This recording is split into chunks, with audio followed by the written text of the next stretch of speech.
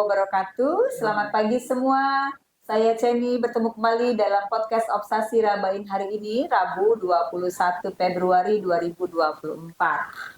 Selamat pagi Ibu Tumpuk. Selamat pagi. Kami sangat senang dan terhormat bisa memiliki kesempatan untuk ngobrol bersama Ibu pagi hari ini. Bagaimana kabarnya Bu? Alhamdulillah sehat. Sahabat Obsasi Rabain dimanapun Anda berada, sebelum kita memulai, mari kita berkenalan dengan narasumber kita pagi ini.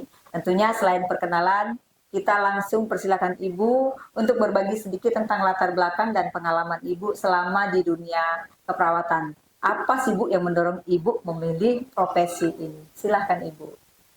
Assalamualaikum warahmatullahi wabarakatuh. Salam. Perkenalkan saya Tumpuk Susmiati, Eskepnes, saat ini diberikan amanah menjadi Kepala Bidang Keperawatan RSUD Dr. Haji Muhammad Rabain Muarem.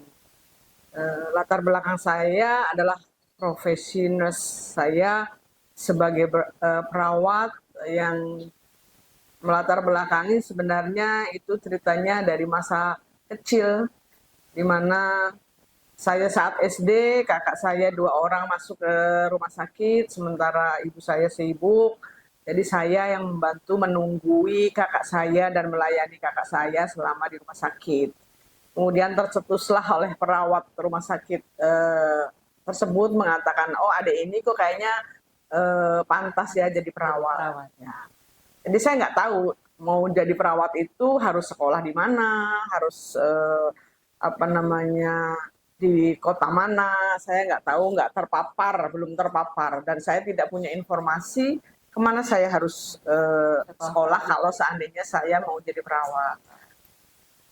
Setelah tamat SMA, sebenarnya saya melanjutkan mencari keberuntungan lah istilahnya ke Jakarta, tetapi saya ikut zaman dulu namanya Sipen Simaru. Di Sipen Simaru itu ada pilihan memang keperawatan. UI waktu itu baru buka, kemudian saya sudah membuleti jurusan keperawatan, tapi kok saya bingung lagi, kayaknya enaklah di geologi. Pikir saya kalau geologi itu jalan-jalan ke alam. Tahun berapa itu Ibu? Tahun 85. Tahun 85. Jadi akhirnya saya hapus lagi, saya pindahlah ke geologi. Kemudian karena ikut Sipen Simaru sampai selesai, kemudian bapak saya mengatakan kalau kamu nggak di negeri, berarti kamu nggak usah kuliah. Bapak nggak punya biaya. Saya ada keterampilan penari. Dulu saya memang ikut ikut sanggar. Jadi orang tua mengatakan kalau nggak di negeri, berarti kamu jadi guru tari aja. Pilihan yang berat ya Bu? Tapi sebenarnya kalau jadi guru tari ada senangnya memang saya penari. Tapi nggak senangnya kok saya cuma sampai di situ sekolah. Kemudian ada tetangga di Jakarta, kemudian saya tinggal di tempat om saya, ada tetangga mengatakan itu ada ikatan dinas, kuliah ikatan dinas keperawatan. Ada di belakang RCM. Saya waktu itu memang dari orang desa yang ke Jakarta, tetapi saya modal berani saja karena saya diomongkan SMA beling, ikut tawuran. Jadi saya ikut tes di situ, pikiran saya hanya tugas belajar dan tidak keluar uang. Oh, dulu ikatan dinas? Ya, dulu ikatan dinas. Jadi tidak keluar uang, tetapi pesertanya begitu meluber dan saya ikuti itu. Tapi saya pikir mungkin di sinilah, saya nggak tahu keperawatan itu mau jadi apa. Berusaha berdoa dan alhamdulillah diterima tes tertulis. Masih ada tes lagi kesehatan dengan tinggi badan dan berat badan yang sesuai standar. Ya. Kemudian tinggi badan saya ikut standar karena waktu itu 150 minimal. Saya 157. Tapi berat badan saya minimal 40. Sementara berat badan saya 36 kilo waktu itu. Kecil. SMA badan saya kecil. Jadi saya pikir besok tes kesehatan ya, bagaimana cara mengimbangi biar berat badan saya mendekati lah paling tidak standar. Makan buah, makan kates, nggak kencing, nggak BAB, udah pakai baju besar, kemudian ngantongi uang koin. Biar cukup BB. ternyata hari itu tidak tes kesehatannya, tidak timbang berat badan. Sudah akhirnya paginya lagi datang lagi tes kesehatan dengan pakaian saya yang seperti biasa. Ternyata ditimbang. Jadi saya pikir mungkin saya nggak masuk ya Bu ya. Ternyata alhamdulillah berkat doa orang tua diterima. Proses itu kemudian zaman dulu kalau Akademi Keperawatan Depkes Jakarta itu apa namanya ya, istilahnya bahasa sekarang itu apa ya, viral ya istilahnya, viral, paling disegani, paling sulit katanya. Masuk ke situ di semester 2 masuk ke rumah sakit, saya mulai ragu, saya nggak yakin karena di situ pikiran saya adalah banyak penyakit dan saya resiko tertular. Akhirnya saya ngobrol lagi dengan bapak saya, Pak, saya mau mundur aja. Ya sudah, silakan, kata bapak saya, mau mundur silakan, ikutilah prosesnya di akademik seperti apa. Tapi intinya kalau tidak kuliah di negeri bapak nggak punya uang. Jadi maju ke akademik, menyampaikan sudah maju, menyampaikan niat untuk mengundurkan diri dari mahasiswa Akpar waktu itu. Ternyata setelah dihitung-hitung karena itu ikatan dinas, saya harus menggantikan uang sejumlah kalau seandainya untuk kuliah S1 masih lebih. Dirupiahkan. Jadi saat itu kan kuliah masih 25.000 satu semester. Jadi kalau saya mundur, bapak saya mengeluarkan uang segitu, saya belum jadi apa-apa. Oke lah, saya terusin aja. Walaupun dengan perang batin ya. Ya, perang batin ya. Tapi ada satu momen yang membuat saya makin yakin bahwa itu mungkin selain pilihan saya, itu adalah takdir saya. Satu momen ada pasien terlantar, pasien orang-orang jalanan yang saat itu nggak punya keluarga, adanya punya anak satu, anak kecil, sementara mereka juga nggak punya tempat tinggal. Sakit, operasi besar, kemudian saya janji, Pak, besok saya bersihin ya personal hygiene lah, karena pasiennya kotor. Iya, jambangnya besok saya cukur ya Pak. Ya enggak apa-apa, saya bersihin. Ternyata 2 hari saya libur, pas saya masuk, perawat senior ditanya kemana lo? Ditanya kemarin sama pasien, siapa saya lupa namanya, nunggu-nunggu loh. Oh iya, saya udah janji, saya udah bawa nih alat-alat untuk jenjang. Pasiennya meninggal. Hah? Saya terus di situ, ya Allah, saya belum memberikan apa yang dia itu, ternyata pasiennya sudah meninggal. Dan dari momen itu saya merasa bahwa, oh saya kalau punya profesi ini, ternyata saya dibutuhkan orang. Saya bisa membantu orang lain. Dari situlah saya mulai tambah semangat lagi. Sampai akhirnya di tahun 88 saya lulus D3 Akper Jakarta. Saat itu kita nggak nyari kerja yang nyari kita kan, karena ikatan dinas tadi tinggal milih mau di mana. Kita tahu formasi se-Indonesia di mana. Kita dipanggil ke Depkes, suruh milih formasi mana. Saya milih formasi Jawa Tengah karena pikiran saya mau dekat dengan orang tua. Di Jawa Tengah sempat juga saya sambil nunggu SK, saya kerja di swasta di Magelang. Dan di situ pun juga ada momen-momen yang apakah saya harus terus, apakah saya harus stop, karena ternyata untuk menjalankan itu banyak sekali godaan-godaan atau tekanan yang tidak sesuai dengan hati nurani. Memang itu tindakan yang bisa dibantu oleh keperawatan, tapi tindakan itu tidak sesuai dengan hati nurani. Akhirnya maju mundur saya keluar dari swasta sambil nunggu SKPNS. Jadi SKPNS. Walaupun sudah maju mundur tadi, sudah selesai sekolah, sudah ikatan dinas, ternyata setelah di lingkungan kerja itu masih ada. Lebih lagi ya.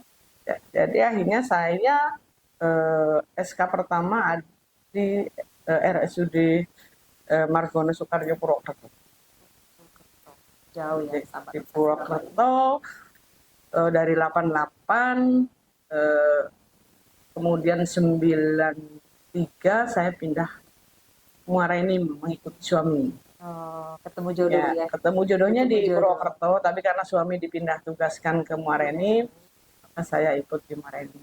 Itu awalnya Bu ya. Itu awalnya kenal Muareni Kenal 93 Muareni sampai sekarang. 93 sampai Ya, sekarang. zaman dulu rumah sakit RSUD Muareni itu masih di Jalan Lematang, masih sedikit apa namanya tempat tidurnya. Dinas kesehatan yang lama Ibu. Dinas kesehatan yang lama. Dinas kesehatannya dulu juga masih saya dari Purwokerto, dari kota Tip yang lumayan ramai, kemudian masuk ke Muara ini yang sepi Bu ya. menurut saya agak sepi, nggak ada supermarket pun nggak ada. Saya bawa anak satu, kemudian saya ditugaskan di rumah sakit. Tapi di situ saya mulai tergugah lagi. Kayaknya ada sesuatu nih di rumah sakit ini yang harus di benahi. Kebenaran saya dipanggil direktur waktu itu dimintai pendapatnya karena dianggapnya saya dari Jawa, kemudian dari rumah sakit beberapa rumah sakit sudah dimasuki, diminta pendapatnya untuk memberikan masukan. Salah satu masukan saya ya di khusus di pelayanan keperawatan, bagaimana di situ belum tersedia alat untuk sterilisasi, kawan-kawan juga belum terpapar dengan sterilisasi, pasien-pasien yang jadi di situ mulai sedikit demi sedikit dengan direktur mulai ada alat sterilisasi, kemudian mulai kita kerja sesuai dengan standar. Itu di 93 sampai nggak lama, 94. Karena 94 saya diminta diperbantukan di SPK, ada sekolah perawat kesehatan. Artinya pindah ke rumah sakit Ya, Muareni tahun 93 sebentar, terus 94 diminta pendidikan. Tapi waktu itu masih bargaining antara dinas kesehatan dengan direktur rumah sakit. Makanya badan saya dibagi dua. Sebagian ke SPK, sebagian ke rumah sakit. Sampai saya ikut zaman dulu namanya Akta 3 karena SIM-nya untuk ngajar. Ikut Akta 3, kemudian sampai kepala dinas, karena saya nggak full tadinya, nggak full di SPK, akhirnya kepala dinas meminta ke direktur untuk saya full di SPK. Ya mungkin ada dari 97 kayaknya saya udah full di SPK. Sampai dengan di SPK kemudian kan ada transisi tuh, semua SPK mau di robah menjadi pendidikan akademi. Makanya Muareni juga berubah. Tapi waktu itu karena kebidanan lagi di atas angin, istilahnya profesi kebidanan lagi maju-majunya, maka pindah ke akademi kebidanan. Dan saya sekolah lagi. Ya, karena waktu itu waktu itu sebenarnya S1 keperawatan itu sudah ada, tetapi yang untuk dari program B itu belum ada. Program B maksudnya Bu? Program B itu adalah program dari D3 yang sudah kerja.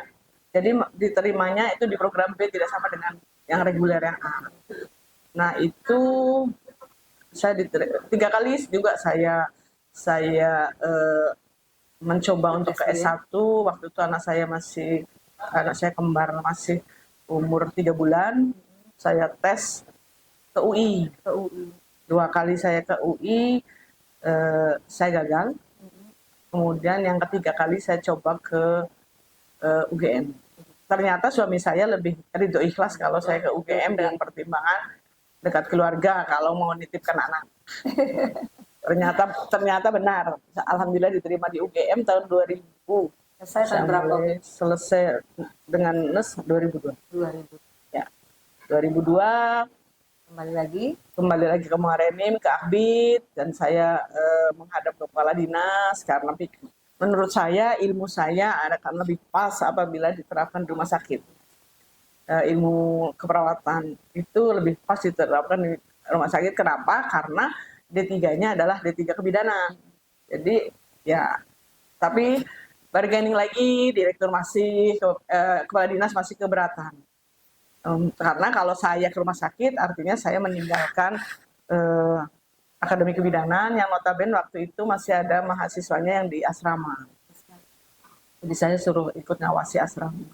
Sampai akhirnya kepala dinasnya pindah dalam arti naik jabatan ke provinsi, saya masih di Akbid. Akhirnya saya memberanikan diri mengajukan usul pindah.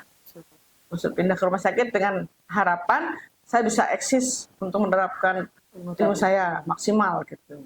Dan kepala dinas waktu itu Dr. Yan Riyadi bercerita panjang lebar sampai 2 jam memberikan arahan ke saya untuk memantapkan hati. Karena menurut beliau di rumah sakit ini setiap hari ada masalah yang harus juga diselesaikan. Padat masalah ya, padat masalah. Tapi saya pikir kenapa tidak sih, saya mungkin dengan ilmu yang saya miliki, saya paling tidak bisa mengurai sedikit-sedikit masalah itu. Jadi biarlah Pak, saya sudah mantap. Akhirnya berproses, ternyata saya ke BKD pun orang BKD mengatakan nanti dulu Bu, karena memang sebenarnya katanya saya lagi masuk bursa. Saya tanya bursa apa saya nggak tahu, katanya ternyata bursa untuk eselon 3. Tapi saya tidak akan menunggu itu, saya akan ke Rumah Sakit Rabai. Dan September 2011 saya di Rumah Sakit Rabai. Rumah Sakit Rabai. Ya. Oh, keren. Luar biasa pengalaman ya yang diceritakan Ibu Tumpuk tadi. Kalau tadi perjalanan Ibu Tumpuk mulai dari membangun karir sampai ke rumah sakit. Sekarang bagaimana perjalanan karir Ibu yang dari perawat sudah masuk ke rumah sakit? Momen apa nih Bu selama Ibu bekerja di dunia keperawatan Bu? Di rumah sakit dulu saya pertama staf perawatan, kemudian karena ada aturan rumah sakit harus ada SPI, Satuan Pengawas Internal, maka saya ditempatkan di SPI. Di SPI itu sama dengan babat alas ya, istilahnya harus menggali dari bawah lagi, ikut pelatihan SPI, settle dengan program kerjanya SPI. Ternyata saya diminta untuk di Diklat, ya, kepala instalasi Diklat Rabain. Ada beberapa 2 tahun kalau tidak salah, sekitar 2 tahun di Diklat. Kemudian saya nggak diminta sih sebenarnya waktu itu, cuman dikasih tahu sama direktur bahwa saya diusulkan menjadi kepala bidang. Tapi dengan syarat, karena waktu itu anak saya sedang intens untuk berobat, dengan syarat saya tidak boleh terlalu banyak izin. Jadi saya agak keberatan kalau tidak boleh izin. Karena anak saya sedang butuh perawatan, pengobatan yang tidak ada di Muara Enim, adanya di Jakarta. Jadi saya sampaikan, Pak, kalau memang itu syaratnya, mohon maaf. Saya tidak bisa memenuhi itu karena peran saya sebagai ibu tidak bisa digantikan orang lain. Kalau toh memang peran sebagai kepala bidang bisa digantikan oleh orang lain. Jadi itu jawaban saya. Saya sudah tidak pikirkan lagi, tapi beberapa hari kemudian saya dapat undangan. Ya? Nah, dapat undangan, saya tahunya bukan juga dari saya tahunya dari kawan bahwa undangan apa. Saya pikir undangan menghadiri. Kata suami, ini bukan undangan menghadiri, Mama, ini undangan pelantikan. Jadi yang nggak tahu, pokoknya datang aja. Datang itu di Februari 2014. Jadi saya di SPI hampir 2 tahun, di Diklat hampir 2 tahun. Jadi ini udah settle, pindah sini. Jadi baru di bidang perawatan. Jadi waktu saat pelantikan, saya juga nanya, saya dilantik sebagai apa ya? Gimana? Karena ternyata kursinya itu ada nomornya. Oh, ternyata nomornya itu kan dulu ada kasih ya. Ternyata menentukan posisi juga. Saya tadinya saya duduk belakang aja. Oh enggak Bu, udah ada aturannya, harus duduk di urutan kesekian. Itu ternyata ya saya diminta untuk jadi kepala bidang. Tapi bagi saya jadi kepala bidang itu bukan sesuatu yang jadi angan-angan saya di awal. Karena mesti bukan kerjaan yang mudah. Bukan pekerjaan yang mudah karena saat itu profesi keperawatan kan masih transisi ya, masih tawar-menawar antara profesi keperawatan. Sebagian orang masih menganggap bahwa perawat itu adalah pembantu dokter, sebagian sudah mau mengibarkan benderanya bahwa perawat itu punya profesi mandiri. Jadi pelan-pelan saya memberikan pemahaman kepada pimpinan tentang bagaimana keperawatan, sampai pimpinan memahami bahwa dunia keperawatan. Setelah pimpinan paham tentang dunia keperawatan, baru seiring sejalan dalam arti gini, kita bisa mulai menunjukkan loh, ini loh perawat, kita bukan pembantu, tapi kita bekerja sama, beda ya. Kalau itu, jadi mulai mulai seiring dengan waktu, mulai kawan-kawan juga sudah mulai menyadari bahwa kita adalah kerja kolaborasi dengan berbagai profesi. Berbagai profesi. Ya, tapi artinya dokter adalah karir Ibu adalah di kepala bidang pelayanan keperawatan ya Bu ya. Nah kira-kira tantangan dan momen sulit apa Bu yang bisa dikasihkan ke pemirsa, ke sahabat Obsasi Rabain tentang pelajaran berharga yang Ibu dapatkan bersama dengan tim ini Bu, dengan tim di keperawatan? Sebenarnya kalau momennya hampir sama ya, cuman momen yang paling saat itu paling menguras tenaga, menguras emosi adalah saat COVID melanda. Waktu COVID melanda itu perawat adalah orang paling depan. Tetapi di kawan-kawan perawat itu sama dengan profesi lain, sama dengan orang lain, mereka juga punya ketakutan, punya kecemasan yang tinggi karena harus berjibaku dengan orang yang sudah positif COVID. Kita tahu penyebaran COVID sebegitu cepatnya ya. Jadi bagaimana kita membangun kawan-kawan untuk tetap survive untuk memberikan pelayanan. Jadi kita sampai ada tim bagaimana membangun support kawan yang sedang dinas, kerjasama kebenaran waktu itu ada dinas kesehatan juga mensupport ya kawan-kawan yang sedang yang sedang tugas di ruangan COVID itu tidak boleh pulang kan waktu itu, ada ditidurkan, diinapkan di hotel sekian hari, setelah pulang baru boleh pulang ke rumah. Itu memang protokolnya seperti itu. Tapi saat dinas mereka juga perlu support. Sementara APD waktu itu terbatas, harganya mahal. Jadi kita buat tim peduli namanya, tim peduli kawan, itu kita saling bahu-membahu dari segi sarana, dari segi uang, dari segi support, kita saling bahu-membahu sampai kawan-kawan yang sedang tugas di garda terdepan dengan pasien COVID, dia merasa nyaman dan kawan-kawannya peduli. Itu yang menurut saya, oh ternyata mereka kepeduliannya antar satu dengan yang lain itu sangat-sangat baik. Itu yang bagi saya. Seiring berjalannya waktu, tentu perubahan yang signifikan Bu ya, dari Ibu perawat menjadi kepala bidang perawatan. Kira-kira Ibu, bagaimana Ibu membedakan diri Ibu, sosok Ibu dari seorang perawat dengan kepala bidang tadi?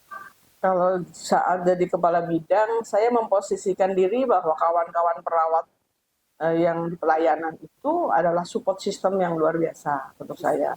Kemudian partner yang bisa bekerja sama. Karena apa? Kita punya program. Mesti setiap bidang itu punya program untuk pelayanan rumah sakit lebih baik. Nah, program itu yang melaksanakan bukan kita kepala bidang. Yang melaksanakan adalah kawan-kawan di pelayanan. Makanya saat menyusun program pun kami melibatkan kawan-kawan. Kalau programnya seperti ini, kira-kira kawan-kawan di unit pelayanan seperti apa. Jadi Ibu tetap bisa explore Bu ya? Ya, bagi saya nggak ada apa-apanya. Kalau tanpa bantuan mereka, saya hanya hanya perannya saja di situ. Tapi untuk menjalankan peran-peran yang banyak yang pelayanan keperawatan itu adalah kawan-kawan yang di pelayanan. Mereka itulah pejuang-pejuang, saya bilang pejuang-pejuang mutu. Karena untuk mutu pelayanan perawatan akan baik oleh mereka, bukan oleh saya. Ada pertanyaan Bu, tanda kutip ini Bu. Ada yang bertanya, enak enggak Bu jadi kepala bidang itu? Kalau dikatakan namanya amanah ya. Apapun bentuk amanahnya itu harus disyukuri. Kalau dikatakan enak, kalau kita menjalankannya dengan lillahi ta'ala, dengan ikhlas, dengan selalu berdoa memohon petunjuknya, kita enjoy. Tapi saat kita mau menjalankan amanah itu dengan baik, itu tidak hanya tergantung dari diri kita sendiri, tapi ternyata lingkungan juga pengaruh. Apakah kita bisa, apakah kita bisa amanah? Ternyata karena kita di bidang peralatan kan itu di middle leader ya, masih ada top leader. Jadi tidak semuanya kebijakan atau yang kita programkan disetujui oleh leader. Nah itu kadang-kadang yang seperti itu, kalau kawan-kawan sudah sepaham di bawah, kita punya program seperti ini, leader belum setuju, itu salah satu tugas. Bagaimana kita memberikan masukan kepada pimpinan, sehingga pimpinan itu sama persepsinya dengan kita. Karena tujuannya bukan untuk yang lain, adalah untuk peningkatan pelayanan keperawatan, itu sih sebenarnya. Nah, jadi bagaimana nih Bu? Ibu setelah duduk di kepala bidang keperawatan, Ibu menyikapi perubahan itu kira-kira berpengaruh nggak Bu dengan peran dan tanggung jawab Ibu yang dasarnya adalah seorang perawat? Pasti ada pengaruhnya ya, pasti ada pengaruhnya karena kita harus bisa berperan sebagai pemimpin, kita harus bisa juga berperan sebagai pengayom atau pelindung sehingga mereka akan nyaman, dan sebagai sahabat, sebagai teman. Saat sebagai pemimpin mungkin kawan-kawan itu merasa saya itu keras karena untuk menjalankan atau kita di leader ini kan ada di tengah, berarti kita akan menjalankan program yang di atasnya, yang kadang-kadang di bawah itu belum paham, sehingga kita harus tidak gampang menerima. Harus bagaimana kita mensosialisasikan itu sehingga mereka tahu apa sih maksudnya, sehingga setelah mereka tahu, mereka akan mudah diajak kerjasama. Gitu. Bagaimana Ibu bisa memimpin tim keperawatan itu untuk tetap bisa beradaptasi dan memberikan pelayanan terbaik pada pasien terhadap perubahan-perubahan yang menurut Ibu tadi bahwa belum tentu bisa menerima. Yang jelas kadang-kadang mereka tidak mau menerima, atau mereka menolak, atau mereka tidak setuju, itu sebagian besar karena mereka tidak paham, tidak memahami apa maksud dari program tersebut misalnya. Makanya kita harus tetap memberikan pemahaman sebelum sesuatu dijalankan, kita harus memberikan pemahaman kepada kawan-kawan di pelayanan, termasuk dalam memberikan asuhan keperawatan. Asuhan keperawatan kita harus selalu tetap mengupdate, apalagi sekarang kita sudah ada Alkitabnya ya. Alkitabnya keperawatan itu ada standar ada 3S. Nah, mereka harus paham itu. Kalau mereka sudah paham itu, mereka tahu oh itu loh wewenang saya, oh itu loh gawean saya. Jadi mereka tidak kemana-mana. Kalau mereka sudah tahu itu, mereka akan menjalankan dengan baik. Kira-kira strategi kepemimpinan Ibu selama menjadi kepala bidang perawatan, apa nih Bu yang bisa memotivasi dan mengembangkan anggota tim keperawatan dari pusat kita ini? Kalau strateginya memang kita tidak bisa hanya satu strategi ya. Ada kalanya kita memang harus strategi top down. Ada juga kalanya kita harus strategi bottom up. Ya, jadi kalau dua-duanya dipakai, kemudian ada edukasi di tengahnya, kemudian ada partisipasi dari masing-masing lini, insya Allah akan lebih soft ya, tidak merasa diintimidasi gitu. Tapi ada kalanya memang saat-saat tertentu yang mungkin kita harus memberikan ketegasan, kita memang harus tegas. Ya, memang ada. Kalau kita memang kalau kita ada aturan baru, kemudian ada kebijakan baru, kadang-kadang tidak semuanya yang di bawah itu bisa menerima. Dan di situ kita harus tegas. Kalau memang itu aturan, ya aturan. Kita nggak tawar-menawar lagi. Kalau udah sekali kasih kebijaksanaan, yang lain minta, akhirnya kacau lagi. Aturannya harus ditetapkan. Nah, sepanjang Ibu di Kepala Bidang Perawatan dari tahun 2014 sampai dengan hari ini, kira-kira Bu ada pelatihan atau kursus-kursus tertentu yang diikuti Ibu yang bisa menginspirasi rumah sakit, yang bisa menginspirasi pelayanan keperawatan Bu? Saya beberapa kali mengikuti pelatihan ya. tapi ada yang pelatihan di Klat PIM 3 itu adalah salah satu syarat untuk di eselon 3 atau di pelayan bidang keperawatan. Jadi di situ ada tahapannya. Ternyata tahapan bagaimana mempengaruhi orang itu sehingga mereka itu akan paham dan akan ikut dengan kita, bukan berarti dengan kitanya ya, dengan kita personalnya, dengan kita kebijakan yang dicanangkan. Jadi itu merupakan bekal yang memang benar-benar sepertinya kalau menurut saya itu wajib dipunyai oleh seorang pemimpin ya, karena di situ bukan hanya memimpin ke bawah tapi memimpin ke samping dan ke atas. Ke atas berarti dengan pimpinan di atasnya, ke samping dengan sesama sejajarnya, kemudian ke bawah dengan. Nah, kira-kira bagaimana Ibu melihat peran pelatihan dan pengembangan dalam bentuk kualitasnya, Bu, kualitas pelayanan kalau untuk di pelayanan keperawatan ya. Di Klat itu apalagi yang terkait dengan diklat kompetensi itu sangat dibutuhkan.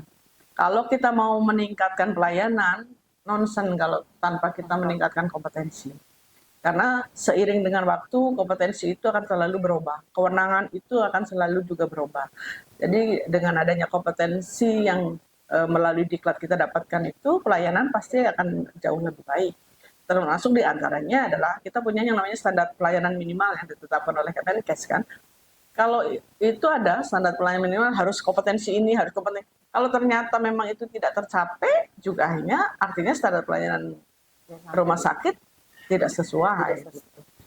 Artinya benar-benar ada rekomendasi pelatihan yang kira-kira Ibu pikir bisa menginspirasi perawat, Bu? Ya, kalau selain kompetensi tadi, Bu. Selain itu ya, selain kompetensi mungkin karena kita memberikan pelayanan itu dengan caring ya, artinya pelatihan yang soft skill istilahnya ya. Pelatihan soft skill itu perlu juga karena kita kompeten tapi kalau kita tidak punya soft skill yang baik, akhirnya hubungan antara perawat dengan pasien atau hubungan antara manusia satu dengan manusia yang lain itu tidak berjalan dengan lembut, dengan kasih sayang, istilahnya begitu. Jadi soft skill itu ya sangat-sangat penting, termasuk bagaimana karena kita memberikan pelayanan, berarti termasuk bagaimana soft skill kita dalam memberikan pelayanan, khususnya pada pasien yang notabene pasien itu kan dengan full stres ya, apalagi keluarganya. Harapan mereka terlalu tinggi untuk pokoknya kalau masuk rumah sakit sehari 2 hari sembuh. Nah, karena soft skill mungkin yang dari sifat-sifat caring tadi kalau disampaikan dengan baik, dilaksanakan oleh perawat, selain kompetensi yang dia punya, saya rasa pasien itu akan jauh lebih nyaman dan jauh lebih bisa menerima kondisinya, kemudian mereka akhirnya bisa bekerja sama untuk pelayanan kesembuhannya. Kalau untuk rumah sakit Rabain sendiri, Bu, perawat kita kan hampir 50%-nya adalah tenaga belut ya, Bu ya. Kalau dari wawasan Ibu, dari pengalaman Ibu menjadi kepala bidang keperawatan, kira-kira teman kita perawat di rumah sakit ini berapa banyak lagi butuh untuk pelatihan atau kompetensi sehingga bisa sinkron masing-masing di unit pelayanan? Kalau untuk tenaga kita BLUD, ya mungkin ada peningkatannya, yaitu melalui salah satunya adalah usulan untuk pengangkatan formasi PNS yang ketiga. Kemudian kalau untuk pelatihan itu yang paling utama adalah layanan-layanan kritis. Layanan kritis misalnya kayak UGD, kemudian intensive care, kemudian ruang pelayanan HD. Itu adalah pelayanan-pelayanan, apalagi kita mau ada jantung. Jadi itu yang diutamakan karena di situ kompleksitas masalahnya sangat tinggi dan kompetensi yang harus dimiliki memang benar-benar harus kompeten sehingga pelayanan terhadap pasien tidak akan menimbulkan entah KTD, entah KNC, entah Sentinel gitu. Jadi memang benar-benar itu sangat-sangat diperlukan. Kalau untuk ruangan perawatan biasa, mungkin pelayanan pelatihan-pelatihan tentang asuhan keperawatan yang memang seiring dengan waktu ada perubahan, kemudian pelatihan tentang, atau mungkin pelatihan itu juga bisa dilaksanakan oleh internal. Ya, kayak misalnya pemahaman tentang 5S itu bisa dilakukan oleh komite secara bertahap sehingga kawan-kawan itu akan lebih memahami. Karena yakin kalau suruh belajar sendiri nggak akan dibuka-buka. Tapi alhamdulillah dengan rekam medis elektronik, ya rekam medis elektronik ini itu juga seiring dengan proyek perubahan saya waktu di Klatim 3, asuhan keperawatan elektronik baru terjawab sekarang dari 2018, berarti 6 tahun. Ide saya di 2018 masuk dalam proyek perubahannya di Klatim 3, kemudian baru terrealisasi sekarang. Dan dengan adanya itu, maka ternyata memang asuhan keperawatan sudah punya form sendiri, di mana aturan dari rekam medis itu adalah ada poin-poin asesmen keperawatannya. Dan alhamdulillah juga SDKI dan SIKI itu sudah masuk semua. Jadi kawan tinggal mencari, mengeklik kelompok pernafasan, maka akan muncul kawan tinggal klik. Itu alhamdulillah benar-benar bersyukur karena akan memudahkan kawan-kawan perawat yang terlalu banyak menulis selama ini. Ya, artinya pemahaman sudah mulai masuk, ilmunya sudah ada, fasilitasnya ada sekarang. Mudah-mudahan kedepannya kawan-kawan perawat itu sudah terbiasa dengan itu, dan wacananya juga untuk klaim BPJS bukan hanya diagnosa medis yang akan dilampirkan, diagnosa keperawatan juga ada di situ. Tapi alhamdulillahnya sudah tersedia di elektronik rekam medik, tinggal nanti kawan-kawan tinggal menyesuaikan aja.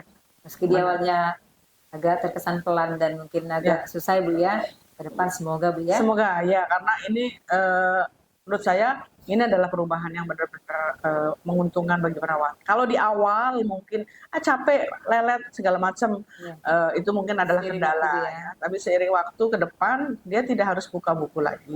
Dia tinggal ngeklik aja kelompok apa, kelompok pernafasan, kelompok perencanaan, akan muncul semuanya diagnosa. Nanti direview sama komite perawatan Bu ya. Ya, tapi kalau untuk pemahamannya biar nggak bingung, mungkin data mayor, data minornya nanti kelompok berapa yang masuk ke diagnosa ini, mungkin komite yang punya peran. Baik, luar biasa pengalaman yang sudah kita dapat, sharing sudah dapat di bidang keperawatan. Hari ini Ibu Tumpu Susmiati ini, sahabat Obsasi Raba ini dimanapun Anda berada, beliau akan memasuki masa Purna Bakti. Tidak terasa Bu ya, tahun 93 masuk Kabupaten Muara Enim, tahun 2024 ternyata Purna Bakti. Ya. Tapi lumayan Bu, ilmu, pengetahuan, pelatihan yang sudah diberikan ke teman-teman perawat di Rumah Sakit Umum Daerah. Kira-kira nih Bu, apa yang menjadi momen puncak dalam karir Ibu sebagai kepala bidang perawat? Sebenarnya momen puncak saya bukan hanya saya pribadi, tapi momen puncak saya adalah untuk profesi. Itu adalah saat saya bisa masuk memenuhi persyaratan administrasi untuk lelang jabatan eselon 2. Wow. Itu menurut saya itu adalah puncaknya ya, karena perawat loh. Ya. Ada sentingan, kok perawat? Nah, ternyata bisa. Tapi kalau namanya dan alhamdulillah masuk nominasi. Nominasi. Cuman kalau masalah jadi dengan tidaknya itu sesuatu yang membanggakan sesuatu apa namanya? Ya. Karena apalagi sekarang dengan Undang-Undang 17 itu kan jadi direktur rumah sakit tidak harus dokter. Artinya semua profesi punya kesempatan. Jadi itu juga kesempatan emas bagi kawan-kawan perawat untuk ayo mengembangkan diri, memantaskan diri. Sehingga orang mengatakan bahwa pantas masuk ke semua lini.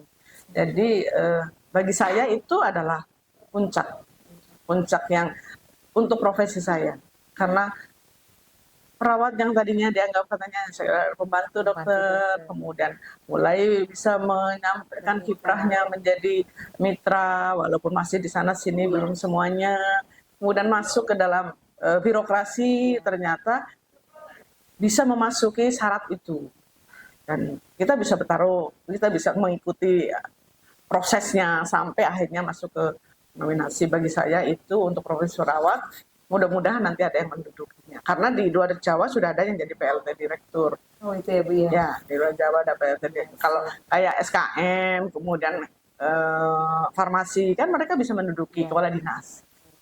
Kemarin-kemarin. Ya. Nah, mudah-mudahan ke depan itu untuk Profesi perawat dibirokrasi ya. perawat. Profesi perawat. Profesi perawat. Nah, kira-kira nih bagaimana Ibu merencanakan untuk menjalani masa purna bakti ini, Bu? Ibu punya aktivitas khusus enggak, Bu? Kalau purna bakti, yang jelas kalau sesuai dengan takdir, saya sudah di stop sama yang kuasa untuk dilayani di rumah sakit. Tapi saya yakin Allah membuka lewat jalur lain untuk kita bisa, saya khususnya bisa berbuat lebih banyak untuk bermanfaat untuk orang lain. Dan saya masih terikat dengan surveyor di salah satu lembaga, surveyor rumah sakit yang sampai saat ini pun masih selalu belajar. Karena Zoom seminggu 2 kali malam sampai jam 11 untuk meningkatkan kompetensi diri dan memantaskan diri sebagai surveyor. Mungkin itu yang berkesinambungan ya, Bu ya. Ya, jadi itu mungkin yang salah satunya. Selain saya harus mencari sebanyak-banyaknya isi koper untuk kembali. Artinya kalau kemarin di bidang keperawatan rumah sakit, sekarang Ibu kalau surveyor keliling dong, Bu. Ya. Rumah sakitnya banyak ya, Bu ya. Ya, kita memotret. Kalau kemarin kita jadi potret, Bu. Ya, kalau kemarin kita jadi modelnya untuk dipotret. Kalau sekarang nanti kita ke depannya saya jadi fotografernya. Jadi memotret. Selain itu juga ya karena udah ada cucu, mungkin saya tinggal menghabiskan waktu dengan cucu-cucu saya. Tapi sahabat perawat tetap bisa boleh, silakan. Kalau perawat mungkin dikatakan perawat ya di rumah sakit. Tapi bagi saya, walaupun saya sudah tidak di rumah sakit, saya masih menganggap diri saya adalah perawat. Karena itu adalah profesi saya. Dan saya bangga, saya bersyukur ditakdirkan Allah menjadi perawat. Kenapa? Karena ternyata jadi perawat itu takdir Allah yang membawa ya, bukan hanya sekedar pilihan kita.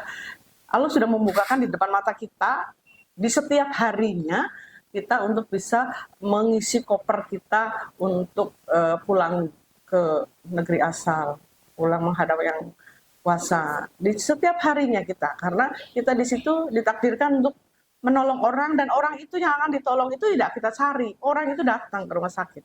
Jadi disitulah bersyukurlah jadi profesi perawat, karena ternyata setiap hari kita selain kita mengejar urusan dunia, ternyata sudah mengiringi juga urusan akhiratnya. Karena kalau kita bismillah, kita ridho ikhlas, ternyata sangat mulia profesi. Sangat mulia. Karena kita tidak akan pernah menentukan tarif kan. Perawat nggak pernah menentukan tarif. Nggak pernah. Sepertinya nggak pernah menentukan tarif. Oh, saya perawatan 24 jam itu sekian, nggak ada. Jadi mudah-mudahan apapun yang didapatkan, rezeki yang diterima, ya yang penting kita punya amal jariah, punya tabungan akhir. Tidak mesti disebutkan. Betul.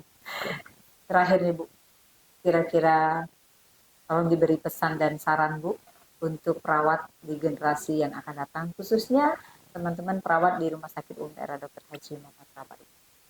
Kalau untuk kawan-kawan saya perawat Rumah Sakit Rabain, saya hanya menitipkan pesan bahwa satu, syukurilah profesi yang sudah ditakdirkan Allah, kemudian selalu mengembangkan diri, meningkatkan kemampuan diri untuk saling berbagi, entah berbagi ilmu dengan kawan sejawat ataupun dengan profesi lain, sehingga kita akan diberikan label pantas oleh orang lain untuk berada di lini untuk yang kebaikan. Terima kasih banyak Ibu atas waktu yang berharga ini. Ngobrol santai pagi ini memberikan pandangan yang sangat berharga tentang dunia keperawatan dan pengalaman Ibu yang luar biasa. Semoga Ibu mendapatkan pengalaman yang purna bakti yang penuh kebahagiaan Bu ya, dan penuh makna. Sebagai perawat, Ibu telah menjadi pilar keberhasilan dalam memberikan pelayanan kesehatan Semoga langkah Ibu selanjutnya penuh dengan kebahagiaan. Kasih Ibu Amin. sepanjang jalan, Bu. Amin. Dan semangat Ibu akan terus membawa inspirasi untuk kami semua. Terima kasih sahabat Obsesi Rabain yang setia menyimak obrolan singkat berbagi informasi hari ini, episode Jejak Keperawatan yang menginspirasi hingga Purna Bakti. Terima kasih tim podcast, terima kasih tim PKRS, terima kasih Rumah Sakit Umum Daerah Dr. Haji Muhammad Rabain melalui Kepala Bagian Bina Program dan Publikasi yang telah memfasilitasi kegiatan ini. Sampai jumpa di episode berikutnya. Sekali lagi terima kasih Ibu. Sama-sama. Ibu yang telah Terima berbagi kasih. pengalaman dan wawasan yang sangat berharga. Terima kasih atas dedikasi dan pengabdian Ibu selama bertugas di Rumah Sakit Umum Daerah Dr. Haji Muhammad Rabain sejak tahun 2013 ya Bu ya, di Rumah Sakit ini 2011 di Rumah Sakit Umum Daerah Dr. Haji Muhammad Rabain ini sampai di 2024 ini. Semoga keberhasilan selalu menyertai Ibu di setiap Amin. langkah. Selamat memasuki masa Purna Bakti, selamat beristirahat. Semoga sehat dan bahagia selalu Ibu. Amin. Amin. Wassalamualaikum warahmatullahi wabarakatuh. Waalaikumsalam warahmatullahi wabarakatuh.